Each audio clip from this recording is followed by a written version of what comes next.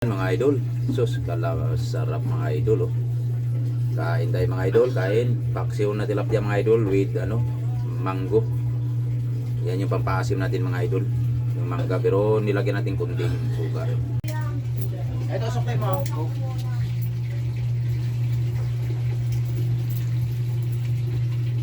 Ayan mga idol,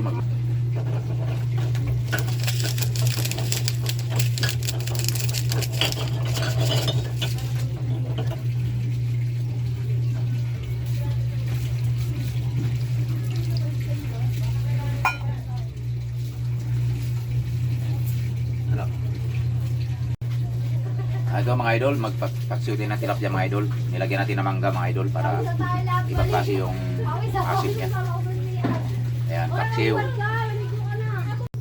Nagdagdag pala tayo ng dito mga idol, yung suka at saka kunting tubig. Ayan, kunting suka lang kasi maasim naman yung mangga eh. Ayan. Pakuluin niya mga idol, tapos paitos natin kunti yung sabaw niyan. Ayan, super sarap niyan. Ito mga idol, lagyan natin ng kunting mantika mga idol. Kasi mas masarap talaga pag may kunting mantika eh.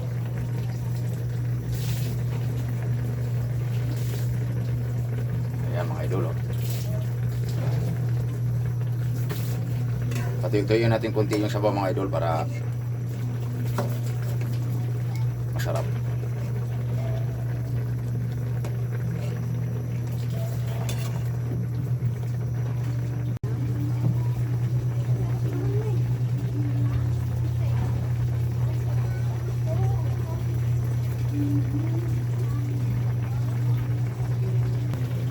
Ito na mga idol, medyo nag-ano na yung niya, yung sabaw niya medyo pumunti na.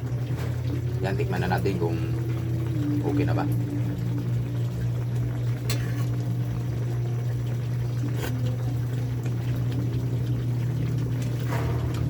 Kulang kunti sa asin.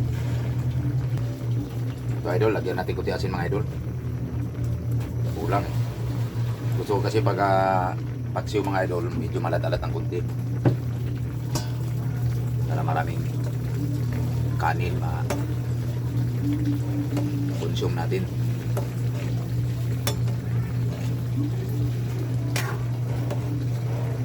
Nilagyan natin ng kunting kamatis mga idol para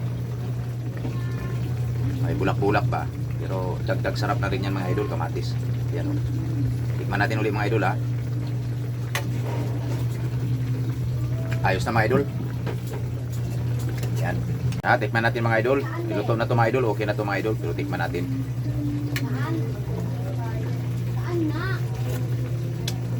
Ayos na mga idol. Masarap talaga mga idol pag may mangga yung paksiw natin mga idol. Kasi parang hindi sa matapang na pagkaasim. Talagang malumana yung pagkaasim ng mga idol. Masarap. Kain na tayo mga idol. Patsing mga idol ha. Yan.